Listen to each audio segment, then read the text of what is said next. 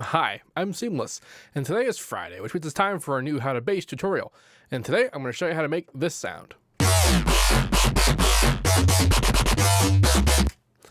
So, the title of this video is Random FM and High Pass. Here's the not the high pass. Where's the high pass? Oh, it is a high pass. Yay. And then here's the Random FM. This is going to be less about me explaining how things work and more about showing you cool things you can do when you do something like this, because this is really very random in the sense that I seriously just pulled some knobs, changed some shapes, changed some pitches, altered phase of some things, used Unison, and then also used Unison index mapping for the FM of a whole lot of these things to create stereo imaging coolness. But as far as that, there's not a lot of control over sort of the tone of it. Like I have control over the motion of it because it's all coming of all this is happening. It's all coming into FM1 operator. So that means that the global sort of FM can be controlled all at once, and it's what is happening. But the sort of the benefit of doing this is not just that you get some craziness, but that because it's so crazy and because it's so interconnected, any minor changes you make to any of the FM parameters or any of the things that are happening really at all, you're going to get a rather wide variety of sounds. It was actually kind of hard for me to stop and just like pick a sound to be like, this is the sound that I'm making for this particular video, because just really there are just so many options. And as much as I really don't know what's happening in here, I can sort of infer various ideas and explain why some things might be working. So, for example, of all the things that are happening here, this guy is one of the more important ones, because if I don't have it on, and something doesn't get as much sort of white noisy sharpness to it.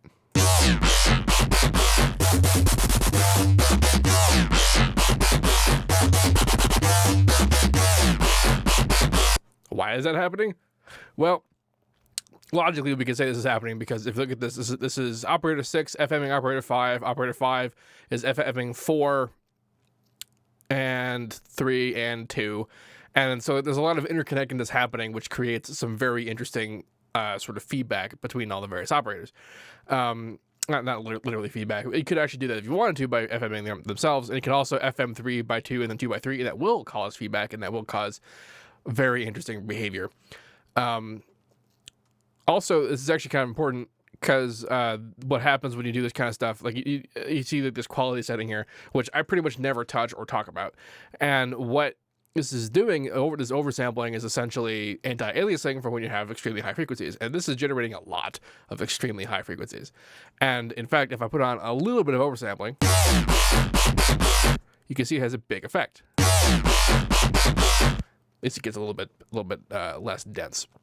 And this is important because you notice that while the draft is what's happening live, the render is already set to have oversampling, and this is on all the time by default, and I pretty much never change it. So if you're rendering a song and it sounds different, this is probably one of the reasons why. The global anti-aliasing set in the audio settings and over here, this resampling quality, has nothing to do with the synthesis, has everything to do with the samples, like literal recorded samples, and so that means each individual synthesizer will have their own internal quality settings for this kind of thing. Or sometimes things like Maximus will have oversampling, and then Waveshaper will have oversampling. Although Maximus's oversampling has less to do with aliasing and more to do with intersample peaking, which is a fun thing. Anyway, back to cool stuff. So with all these knobs, really any like just minor changes of the positions of the knobs themselves kind of create large differences.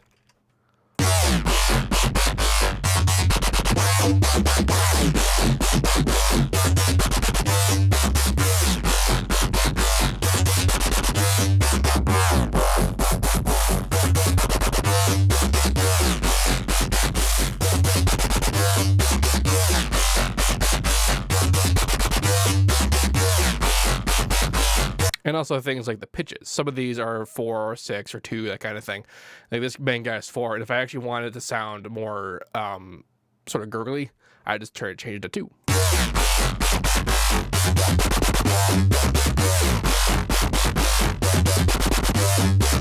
And also gets a tiny bit sharper, and that's actually the result of what's happening in the distortion. We'll talk about that when we get there.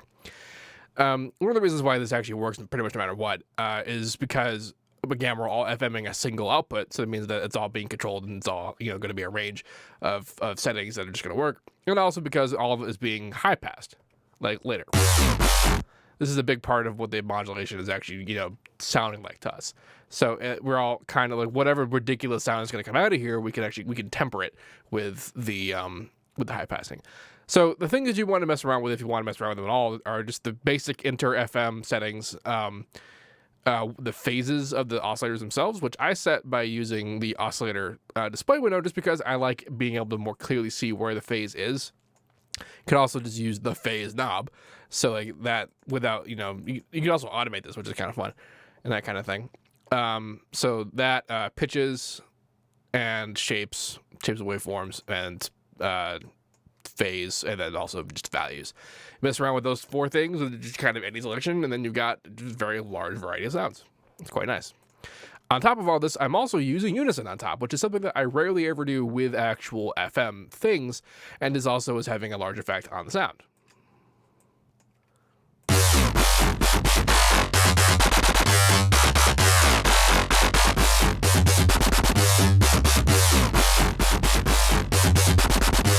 And not just because of the panning, but also because of things like the phase and the pitch, that kind of thing. The settings themselves will have a large impact on some stuff. And actually, there's a nice little fun business as a result of having used this, that actually we are taking advantage of in the notes, in the actual MIDI. And this is because of things like moments right here. Rather, I guess right here. And like there, that kind of thing. Because I'm not, like for example, right here, I have only 2 notes here, but there's really 4 things happening. But watch what happens when I have 4 individual notes. Suddenly, every note sounds identical, versus if I were to do 2 of them. So this is kind of a 1-2-1-2 kind of thing versus a 1-1-1 kind of deal, which would happen if all 4 of them were there. And the reason for that is because as the note itself progresses, the phase cancellation and the running of the unison is carrying over from the automation, because what's causing the sort of individual note is really just the automation happening. So that's also happening for like these guys. It's a 1-2 kind of deal as opposed to just. So, if you did want it to be identical, you would have to restart the note every time the automation restarts in order for it to begin with the same unison profile every time. There's also times where you could like elongate the notes to last for kind of a while, and that'll actually change the tone because of the way the unison is behaving.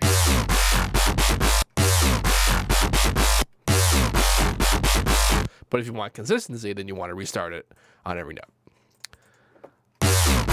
So beyond the FM, which is all kinds of fun, and I believe everything that I care about is all done there. That's being high passed. This is minor EQing happening. And then what I was discussing with the wave shaper as to why it sounded kind of sharp once I added in the additional number 6 there, has to do with this sort of exponential curve happening on the tiniest bit of an angle down here and up here. So my usual distortion that you see me do, what I'll do is just kind of do one of these. This is referred to as logarithmic because it is a logarithmic curve. It's supposed to an exponential curve. And the sort of the difference between the two is that this is going to pull up the waveform. This is actually going to bring down the waveform, and it's both doing it instantaneously, so it causes distortion. It's all very well and good. And then there's clipping, which is what this is. Whoa. Hello. Which is what this is when we do this kind of thing. This is just saying that doing this to something, which you might see me do in Maximus as well, is literally just turning up the volume. And then this is creating a ceiling, which is clipping, and it's causing it to distort as such, which is a slightly different kind of distortion than if it were to do this. So the difference mostly has to do with what happens with lower frequency sounds that get extrapolated to having higher frequencies, like subs, for example, which I'm not distorting in here because I'm actually separating, but the sub that is in the original sound is still behaving with it. So that's why I had this particular shape to kind of counteract particular harmonic behavior that I didn't necessarily enjoy. Although it is extremely slight and it didn't really have that big of an impact, but if you were curious as to why I created that shape, that's more or less what's up. After that, it gets compressed just heavily, just because.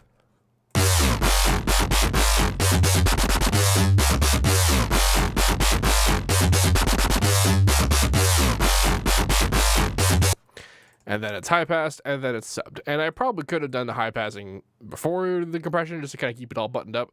But I also want to do some post EQ because I am doing pretty heavy compression on the higher frequencies to give it that like kind of white noisy sheen, and it's also like I wanted to bring that down in post because it was just too much. And so then that's what I did the high passing, and this is what I have here. And so this whole mess is actually kind of being a bit, it's not limited.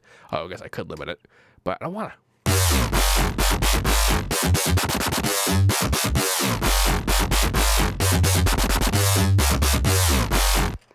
Good stuff. So remember, like, the majority of the tone control comes from just digging around in here.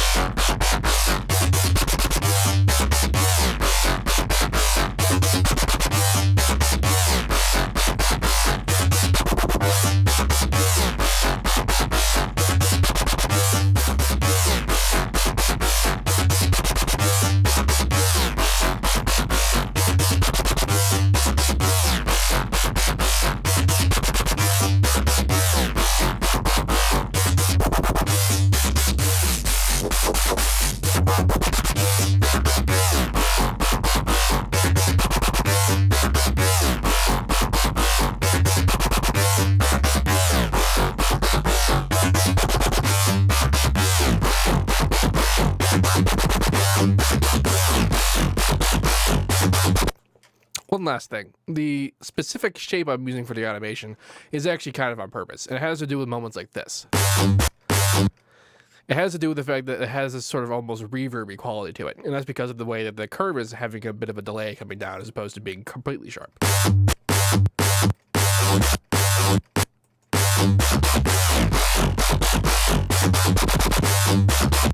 And this was just as simple as creating this particular curve angle, and then every time you put up a new one, it'll still have that same curve.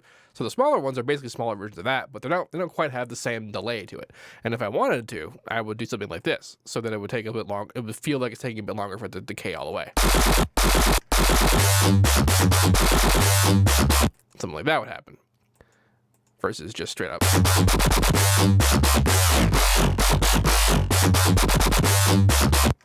So there was a reason behind that particular automation shape. A lot of the quality of sounds like these will come from not just, the sound itself, but also how you're using it with things like, the notes and also the automation and that kind of thing.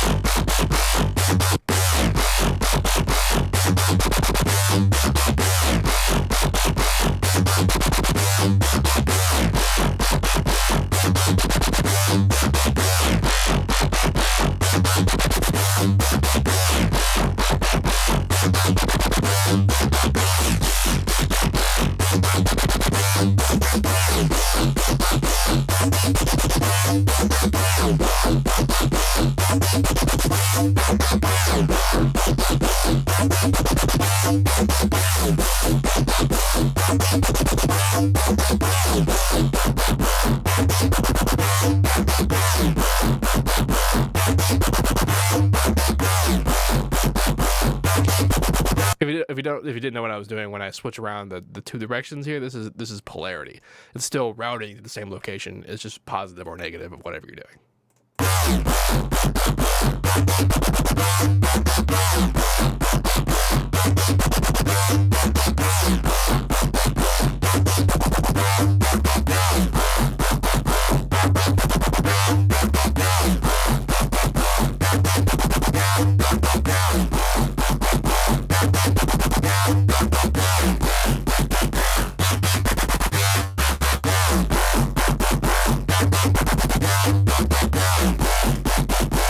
Lots of options. Anyway, this I guess this FLP will be available for download in the description of this video. If you have any questions about this, please let me know. Don't forget to like, comment, subscribe, and also to check out my Patreon campaign. Lots of cool rewards for patronage and that kind of stuff. And as usual, have a nice day. The button.